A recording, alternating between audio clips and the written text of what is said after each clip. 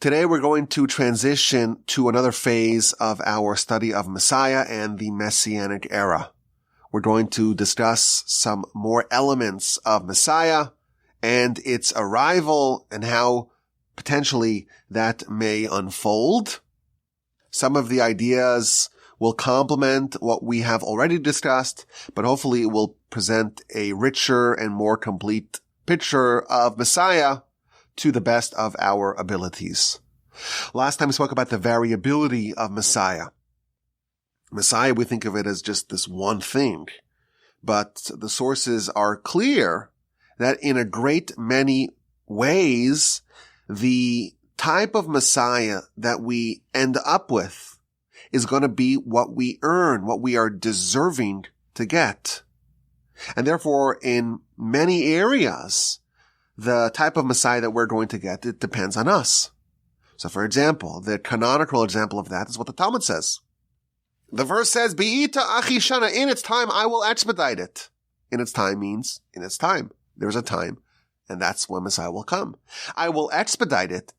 That tells us that it will come before the time. So the Talmud tells us, if we are meritorious, we'll get it early. If we are not meritorious, we'll get it late. And we delineated the many different areas that the type of Messiah that we earn, the many different areas in which that variability is manifested. So we spoke about the temple, for example. Temple is going to get built. That is a necessary element of Messiah and the Messianic era and the Messianic transformation. As we know, the times of Messiah, that's not Olam Haba. That's not the world after the resurrection. That is the world in which we can fulfill all of Torah. And of course, many laws of the Torah are contingent upon the temple. In fact, the majority of mitzvos we cannot fulfill today. So having a temple is a necessary element of the Messianic era, but how it will get built, that is variable. Will it be built by human labor, or will it descend from heaven via a divine miracle? Well, it's up to us. What's Messiah like? It's going to be a surprise, the Talmud tells us. But surprises come in all different ways. It can come as a surprise akin to the surprise of finding a hidden treasure. It can also come as a surprise of a less pleasant variety, like being stung by a surprising scorpion. We talked about many other ways in which Messiah is variable. Since our last recording, I found sources for other areas of variability. The Talmud tells us that before Messiah comes, Elijah comes, Elijah the prophet. According to our sources, it's actually the same person as Pinchas. That's a separate discussion. Elijah will come and will forecast, will present a tiding that Messiah is on its way. Well, the sources tell us that too is variable. If we are meritorious, then Elijah will come and forecast the imminent arrival of Messiah. If we are not meritorious, then we will not have the tiding of Elijah. Moreover, I found another source that tells us that there is a possibility that Messiah will come and the Jews won't even know it. And we'll have to be informed by the nations of the world. If we're not meritorious, it'll come through some sort of way, through some sort of approach in which we won't even be aware of it. And we'll have to be informed by the Gentiles. Alternatively, we can inform the Gentiles. That is what the sources indicate.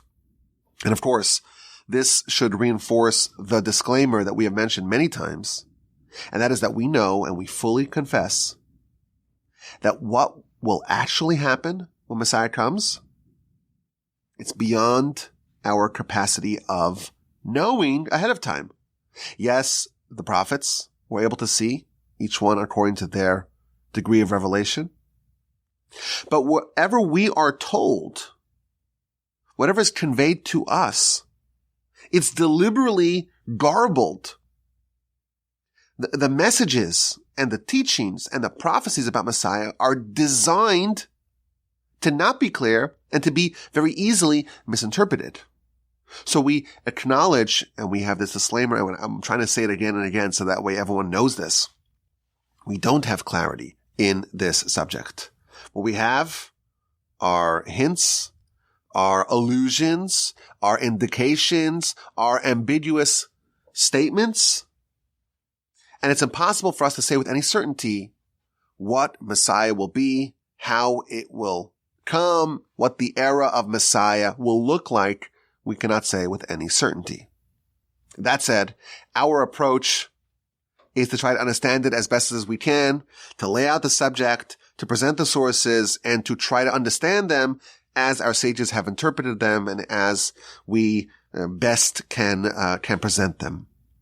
And today we're going to introduce some more elements on the arrival of Messiah, and again with the caveat that we don't know exactly what will happen until it happens. Hopefully that will be soon, speedily in our days. Now I want to introduce today's subject with an apparent contradiction.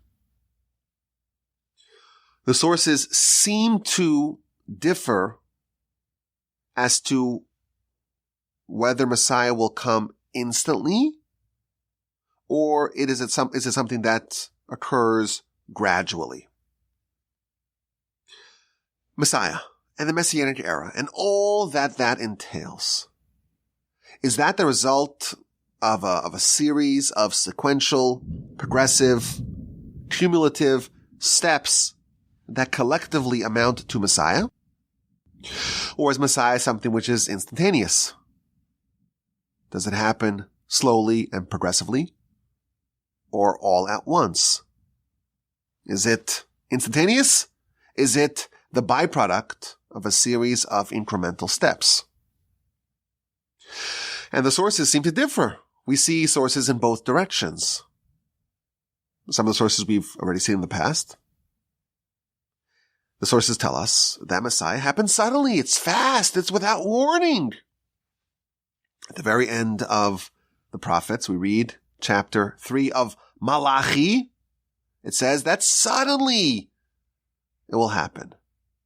This master, this Messiah that we are waiting for, it'll happen out of the blue.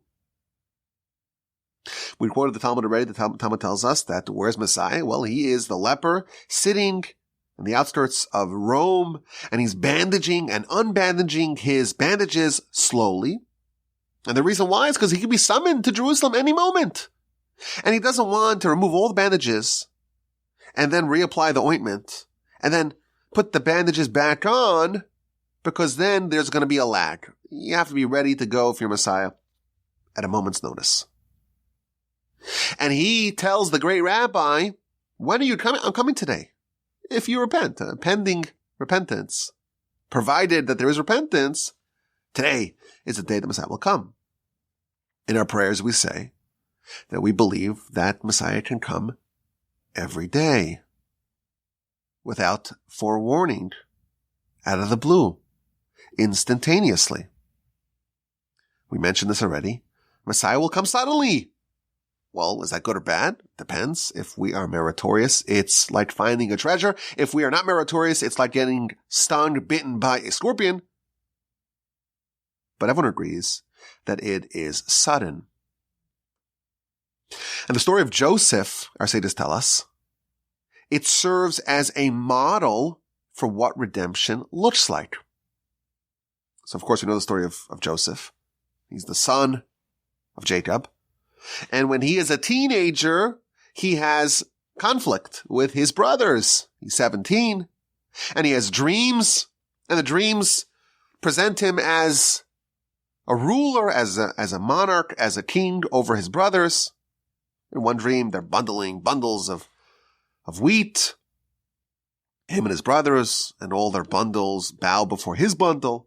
In a second dream, he tells his brothers that the sun, the moon, and 11 stars bowed before him. And the brothers are not happy with this. and they're envious of him, and they hate him, and they plot to kill him, and they ultimately settle to sell him as a slave.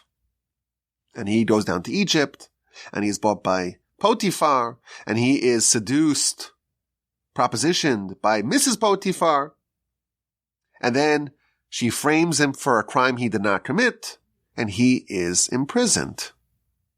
And he's there languishing in the bowels of this Egyptian prison for years and years. And then he gets some cellmates, 2 of Pharaoh's ministers. And they each have dreams, and Joseph skillfully interprets the dreams. And he tells the baker the unfortunate news that he's going to be beheaded in 3 days. And he tells the butler the joyous news that he's going to be restored to his post in 3 days on Pharaoh's birthday. And then he requests from the butler to invoke his case before Pharaoh. And indeed, on Pharaoh's birthday, he restored the butler to his post. He decapitated the baker, but the butler promptly forgot about Joseph and did not remember him until 2 years later. 2 years later, by the way, the Midrash tells us that the reason why Joseph was forced to be imprisoned for 2 more years is because he had too much reliance on the butler. 2 years later, Pharaoh has a series of unsettling dreams. He sees the 7 fat, robust, plump cows being consumed by the 7 skinny, frail, emaciated cows. And then he has the 7 healthy ears of wheat are consumed by the windswept ears of wheat. And he wakes up, and none of his advisors can interpret the dream in a way that Pharaoh is comfortable with. And the butler remembers Joseph.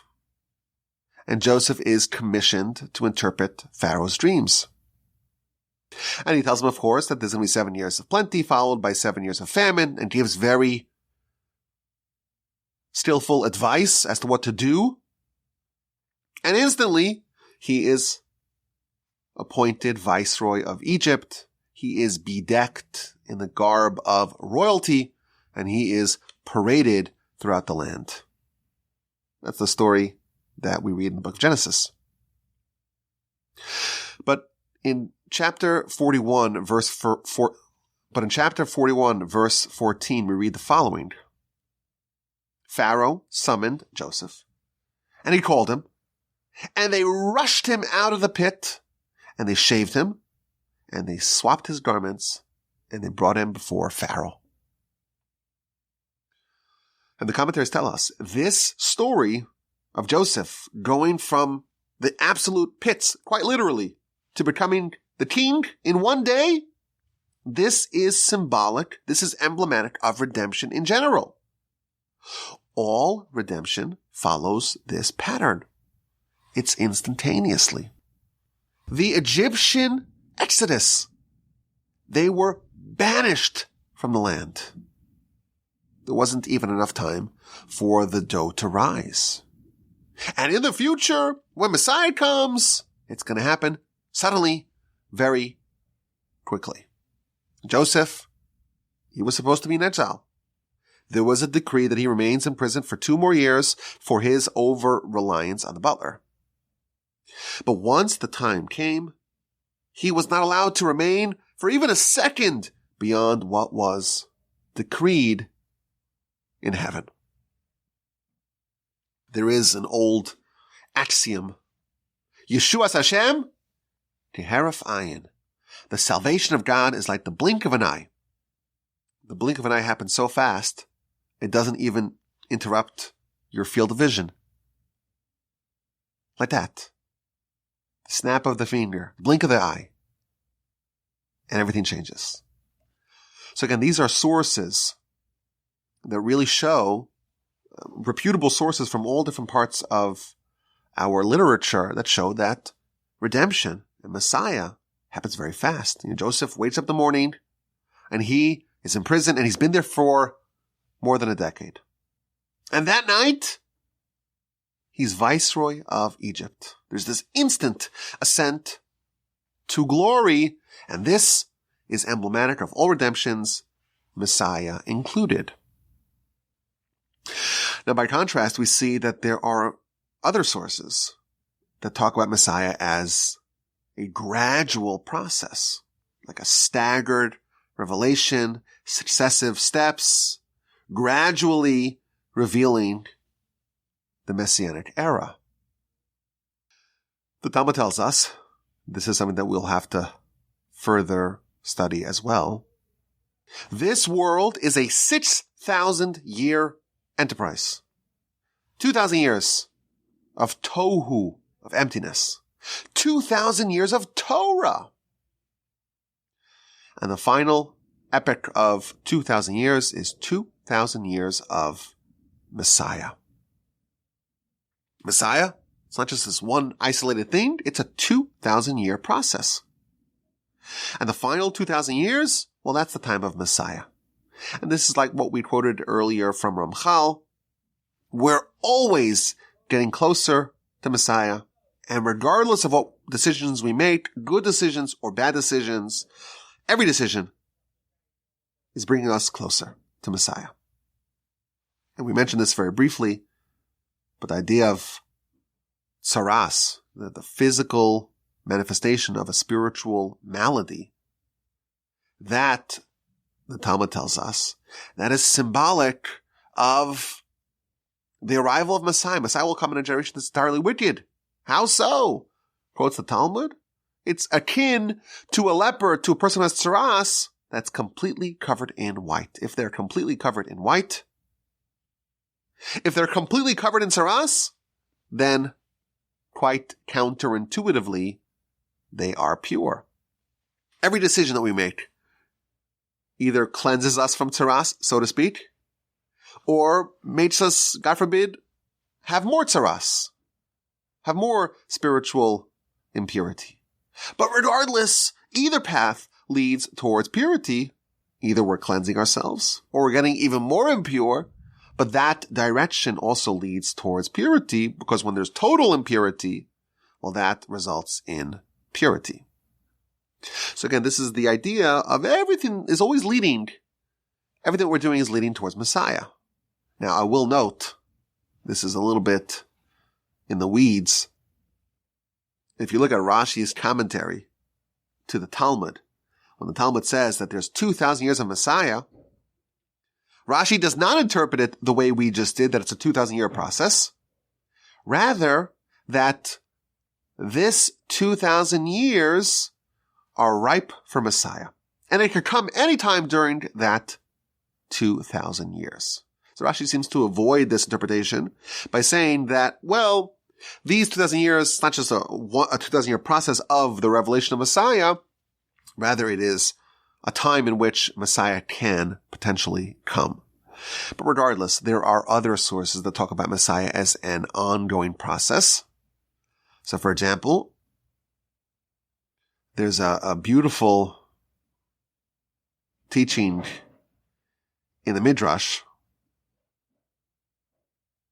It's talking about the aforementioned episode of the sale of Joseph and the apparent breakdown of this family. Because Joseph is sold, and then Reuben is mourning, and Judah is demoted, and Jacob is completely inconsolable.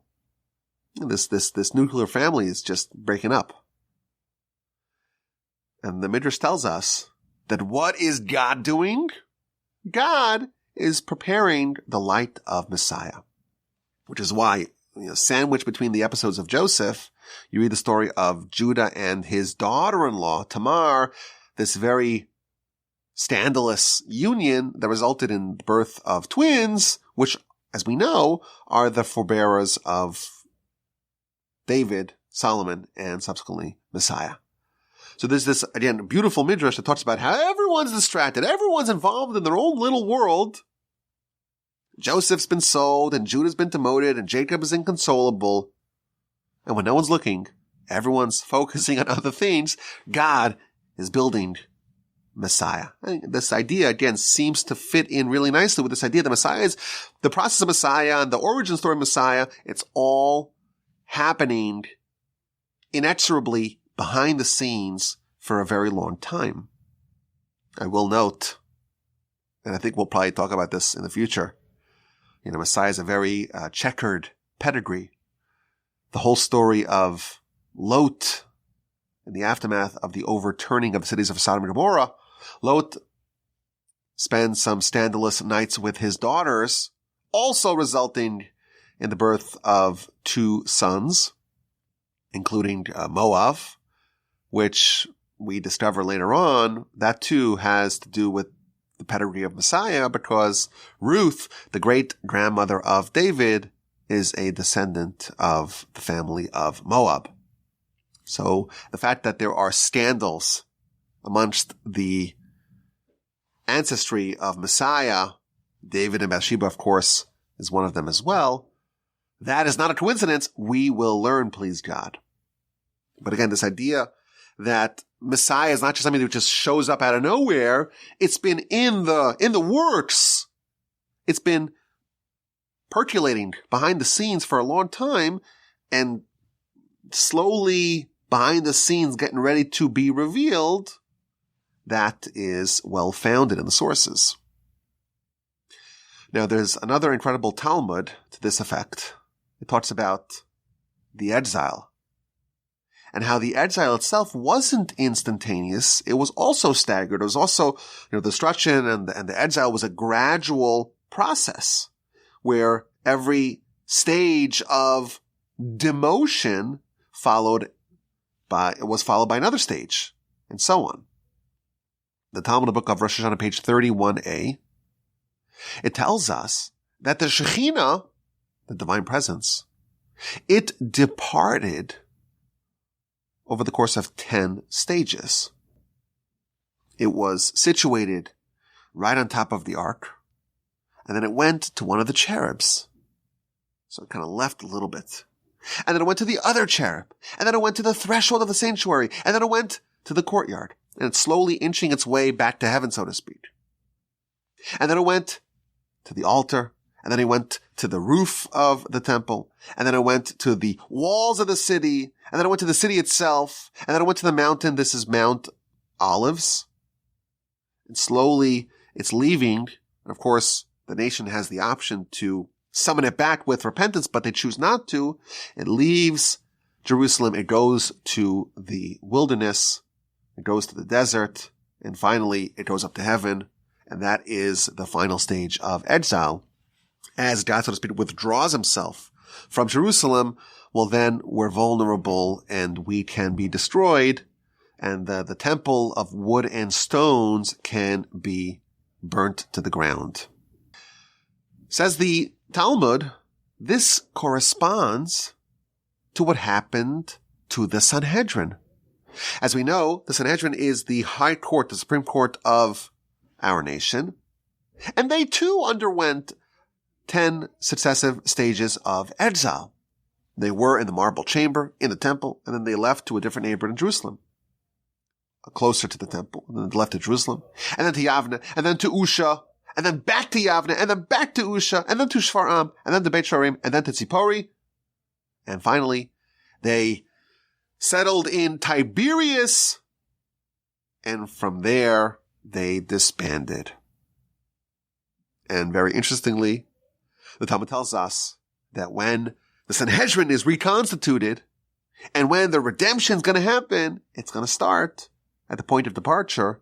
It's going to start where it left off, in Tiberias, which seems to imply, the Talmud here, that there's this whole process, 10 stages, sequence of events that slowly and gradually resulted in the exile, and it's going to be undone in reverse order. It's going to start from Tiberias, and then go back, eventually making its way back to the marble chamber in Jerusalem, in the temple.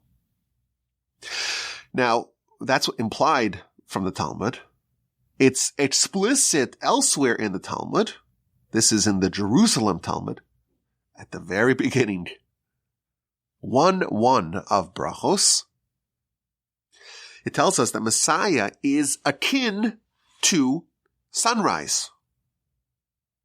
It tells a story. Two of the sages were walking at night in this valley, the Arbel Valley, and they saw the first rays of sunrise.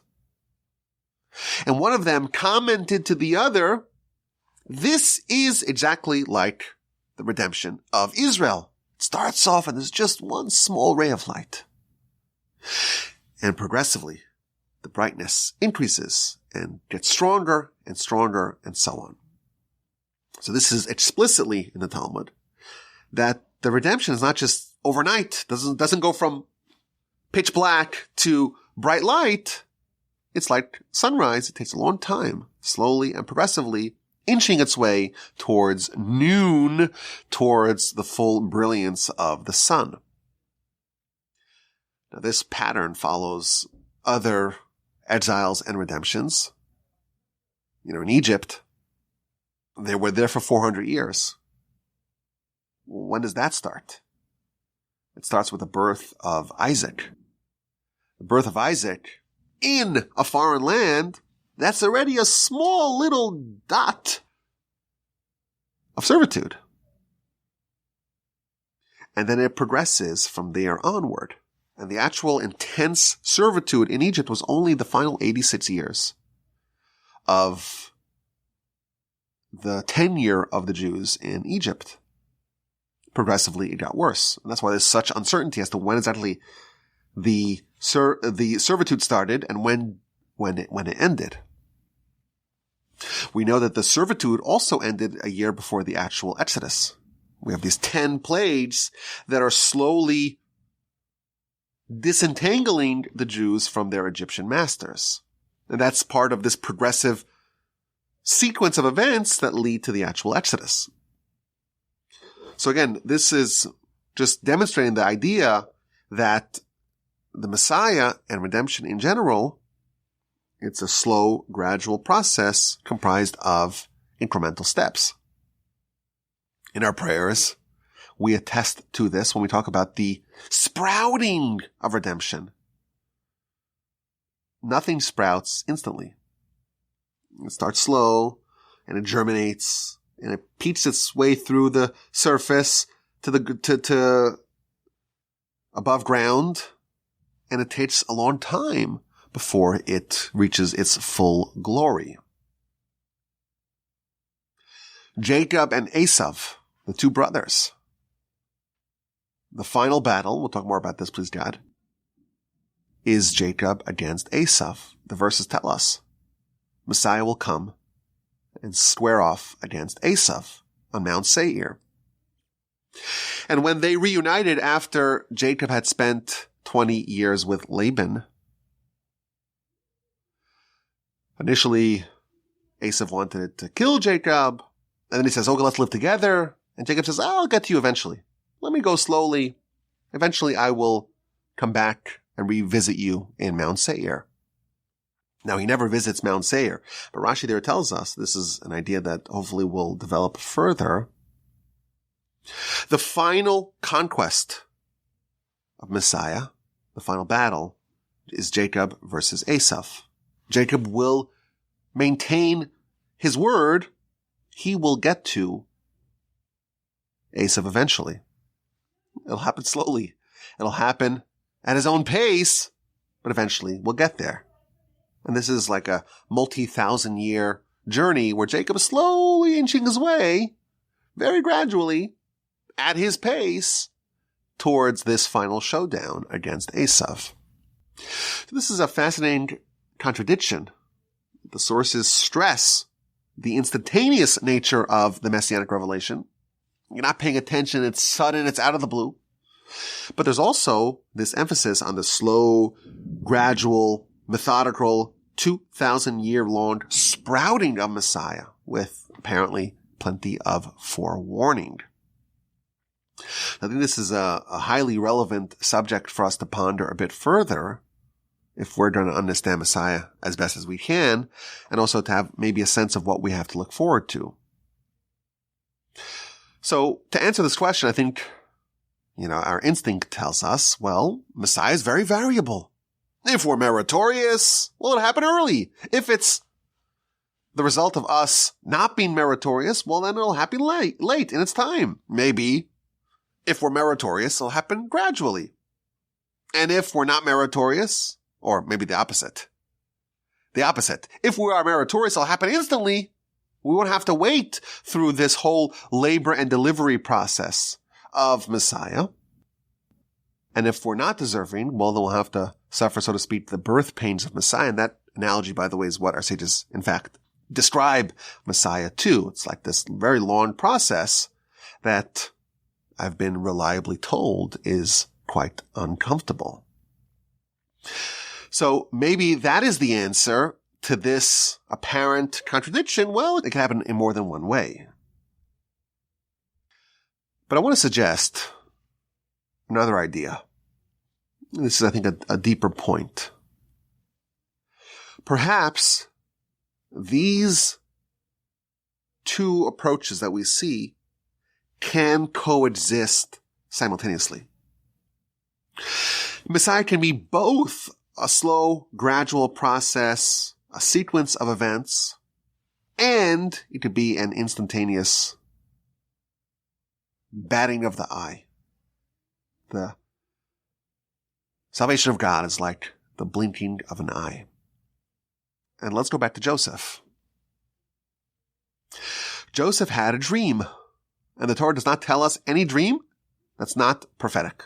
There are more than 10 dreams featured in Genesis. Every one of them is prophetic. Joseph has 2 dreams that he is going to become a king, and we know that he became a king. And how old was he when that happened? The verse tells us explicitly he was 17 years old. How old was Joseph when he was coronated? The Torah tells us that as well. He was 30. So how long did it take from when Joseph had the dream that he's going to be king until it was actualized? There was a 13-year lag. Is that right? Simple math. So there were 13 years that separated the implementation of this dream from the actual dream.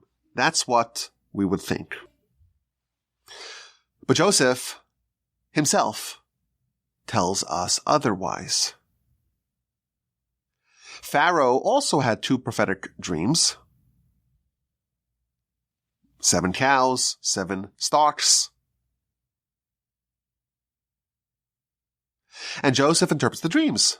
And he tells him, well, there's only 7 years of plenty, followed by 7 years of famine, the worst famine that has ever been visited upon Egypt. And then he tells him why Pharaoh had 2 dreams. 1 dream would be sufficient. If you just had the 7 cows, the 7 skinny cows, and the 7 robust cows, that would be enough. Why do you have to have 2 dreams? Why were the prophetic dreams doubled? Says Joseph, that too is part of the prophecy. That indicates that the timing of this dream is immediate. The doubling of the dreams indicate that the dreams are going to be fulfilled, implemented right away. And therefore you gotta get to work. You have 7 years to prepare for the 7 years of famine. Joseph is telling us a rule of prophetic dreams. If you have 2 of them, that is an indication of the timing of those prophetic dreams. The interpretation of the dreams will commence immediately. And here's the question. Joseph also had 2 dreams. The brothers' bundles bowed before his bundle. The sun, the moon, the 11 stars bowed to him. So according to this rule that Joseph himself tells us, there should be no lag between when those dreams happened and when they were implemented. How can Joseph tell us this rule about the doubling of the dreams? Oh, that tells us it's happening immediately, when he himself had 2 different dreams, and it took 13 years for them to happen. I think we can prove conclusively that Joseph is revealing to us that actually the dreams were implemented right away. Joseph became a king right away. It's just that he had to be trained. He had to be prepared. He had to undergo some experiences.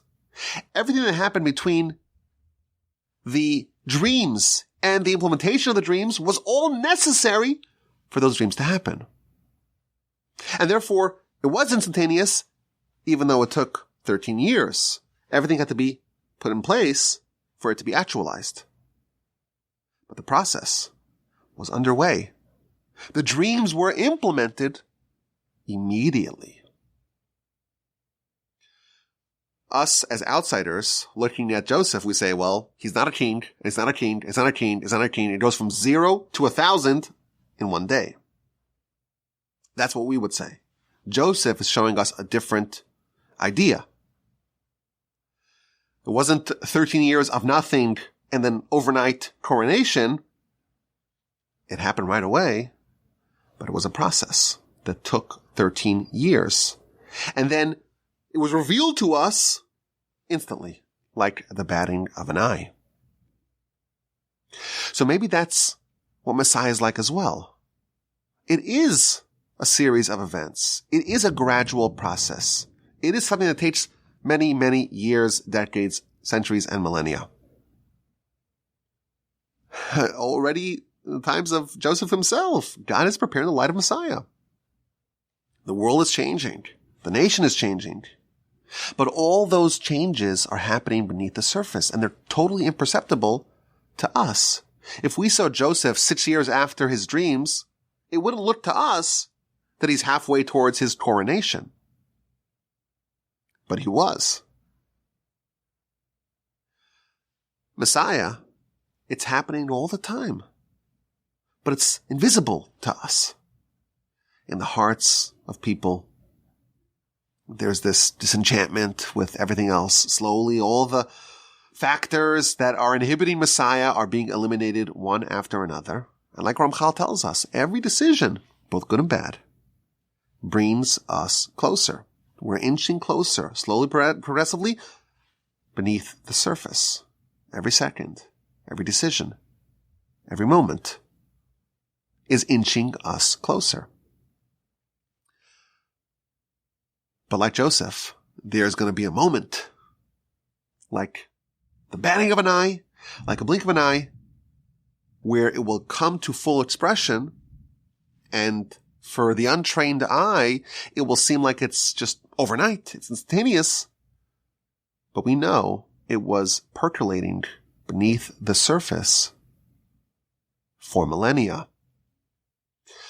We spoke about an example, perhaps, of this. The fall of the Soviet Union wasn't last time, it was the time before last time.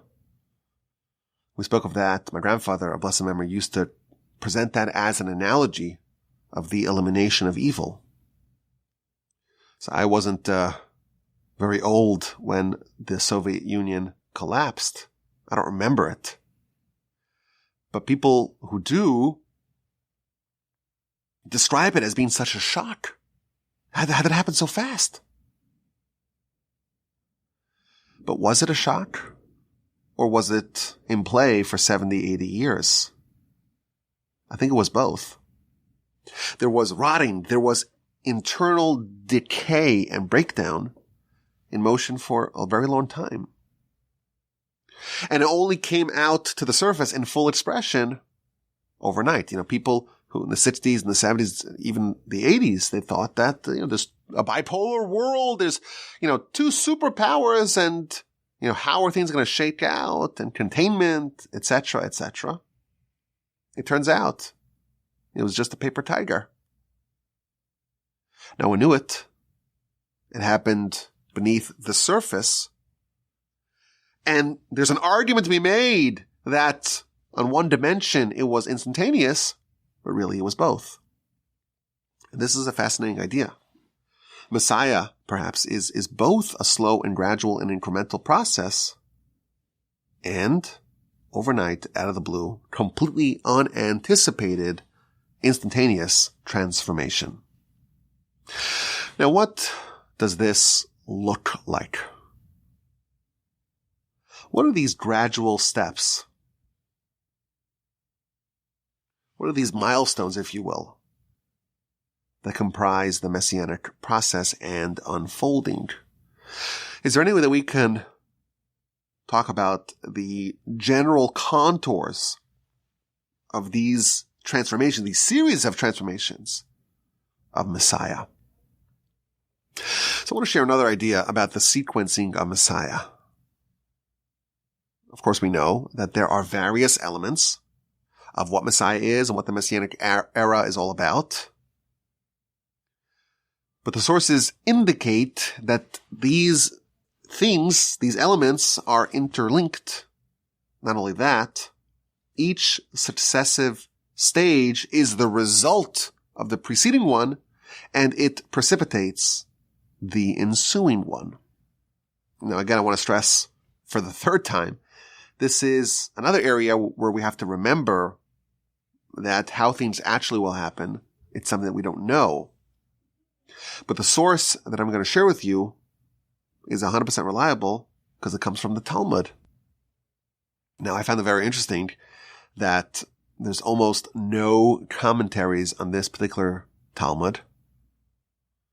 And the consequences of the Talmud are very earth-shaking to me. It's what it seems like. But mysteriously, the commentaries just don't emphasize that, and I don't know why, or maybe I do know why. But if you read this Talmud in the book of Megillah on page 17b, it outlines a step-by-step process of Messiah and how it all can unfold. I think it's interesting for us if we want to understand more about Messiah, of course, with all the caveats and disclaimers in place. It's interesting to look at this and just see this as potentially a way that it can all unfold. Now, the Talmud's talking about something completely different, apparently. It's talking about prayers and the Amidah prayer, the Shemona Esrei, the 18 benedictions that we say 3 times a day. And it's talking about the history of it and the order. Well, why is it in this particular order? The Talmud tells us that this order was codified by the men of the Great Assembly. This is a body, a council, that convened at the beginning of the Second Commonwealth. And this group included several prophets. And it goes through blessing by blessing why we have a certain blessing and why it's positioned in its location in the Amidah. So why do we say the first blessing of the forefathers and the next one of Gevuros, of the might of God, and then Kedusha, the holiness, and then insight, and why that comes after Kedusha, and why repentance comes after insight. And then it tells us the 7th blessing. Why do we have the 7th blessing? That's the one about redemption. So interestingly, it tells us, because redemption is connected to 7. 7 is the 7th year, which is Shemitah. And when will the redemption happen? It will happen on the 7th year. And therefore it's fitting that the 7th blessing about redemption be particularly there because it's going to happen on the 7th year of the Shemitah cycle. And the Talmud says, wait a minute, will Messiah come on Shemitah? I thought it's going to come on the 8th year In the 6th year of the Shemitah cycle, there will be voices, noises, proclamations, sounds. In the 7th year, there'll be wars. And in the 8th year, the Son of David will arrive. So is it the 7th year? And therefore it should be the 7th blessing? Maybe it should be the 8th blessing. Because it's going to happen in the 8th year. Says the Talmud, no. Those wars are not independent of Messiah. They're going to lead to Messiah. That's the beginning of the redemption. And therefore, it's fitting to make the blessing about redemption the 7th blessing. Well, then there's the 8th blessing. That's the one about healing. And the reason why the healing blessing is the 8th, because the baby that gets a circumcision on the 8th day needs a healing. Okay. What about the 9th blessing? That corresponds to the blessing on grain and produce. Well, that corresponds to the 9th Psalm, and therefore it made sense to make it 9th. Okay, that's how it starts off. The first 9 blessings. It lays it out why the order was thus appropriately presented by the men of the Great Assembly. Now, the next blessings, they all deal with various elements of Messiah. And the Talmud tells us that the reason why we have these blessings in this particular order is because this order will match the order of Messiah. The 10th blessing for the ingathering of the exiles, why does that come after the 9th blessing of bountiful produce? What's the connection between bountiful crops in the land of Israel to the ingathering of exiles to the land of Israel? Says the Talmud, there's going to be a miracle.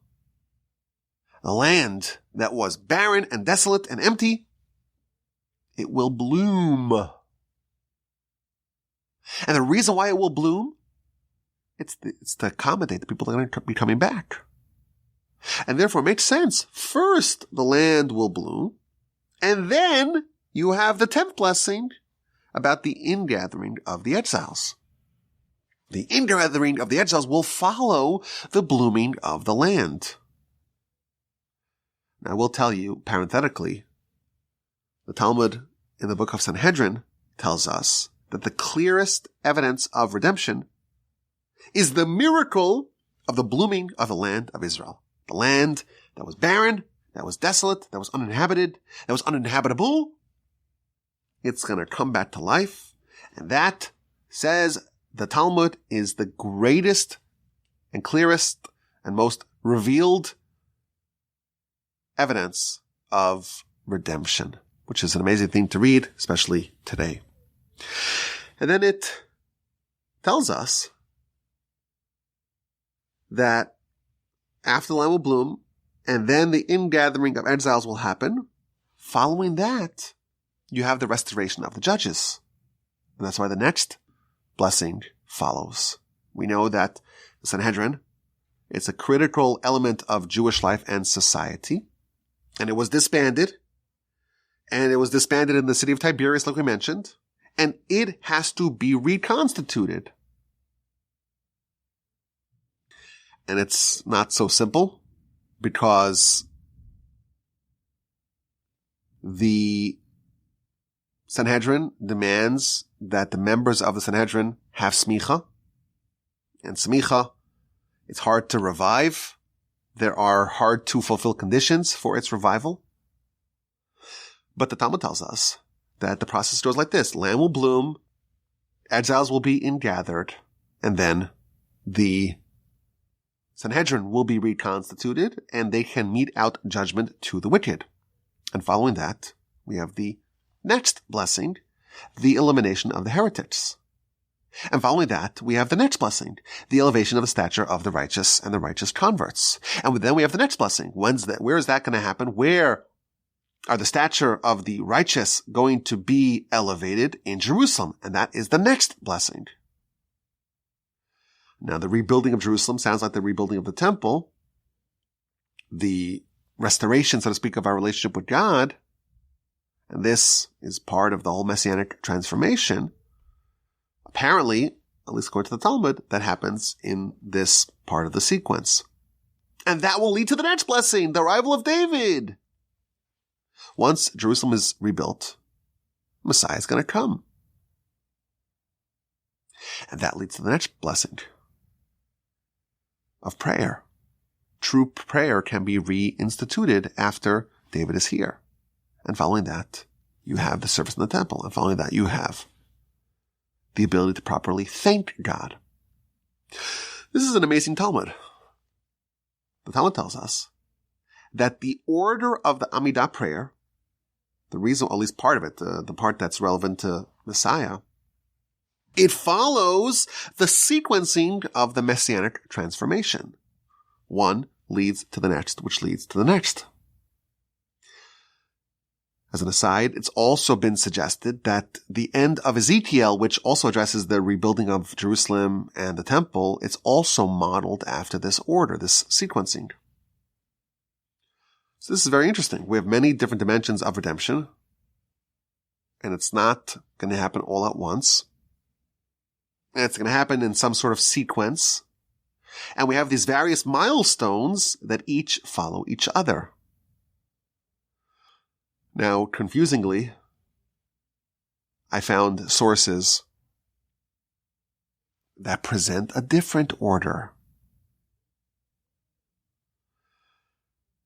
The Zohar tells us that the building of Jerusalem will precede the ingathering of the exiles. Which comes first? Apparently there's a dispute. Other sources tell us that first Messiah will come, and only then the ingathering of the exiles will happen. So which is it? I don't know. But there is some sort of sequence of the arrival of Messiah. And again, we have to remember, there are things that are above us, beyond us. The Talmud of the book of Psachim, page 54b, tells us there are 7 things that are concealed from humanity. No one knows when they're going to die, says the Talmud. No one knows the day of consolation. No one knows the depth of judgment. No one knows what's in the heart of their fellow. No one knows in what way they will become sustained. No one knows when the kingdom of David will be restored. And no one knows when the guilty kingdom will be eliminated. This is all hidden from us. We don't know. And we see, our sages tell us that there's going to be a sequence of events. And the Talmud tells us this is going to lead to that, and that's going to lead to that. And there's a whole process. Yet we see other sources that talk about a different process. What's true? Which one will actually come first? We don't know. But hopefully we are a little bit less ignorant about these subjects than we were before. And I think that the reconciliation of the contradiction between the speed of the arrival of Messiah, whether it happens instantly or it happens through some slow and gradual process, I think that's a very valuable takeaway, because this gives us more of an insight into how Messiah will appear and the sequencing of Messiah and potentially a way in which it can all unfold. Now, there are other elements that have to fit into this timeline that we have not even addressed at all. For example, Messiah ben David versus Messiah ben Joseph. 2 types of Messiah. What's that all about? The sources talk about the resurrection of the dead. There's going to be an element of that in the times of Messiah. What about the 10 lost tribes? Are they coming back? Do they fit into this ingathering of the exiles? The apocalyptic war of Gog and Magog. What's that? Where will that fit in? How does it all fit into the sequence and timeline? Who knows? There is a lot more to discuss.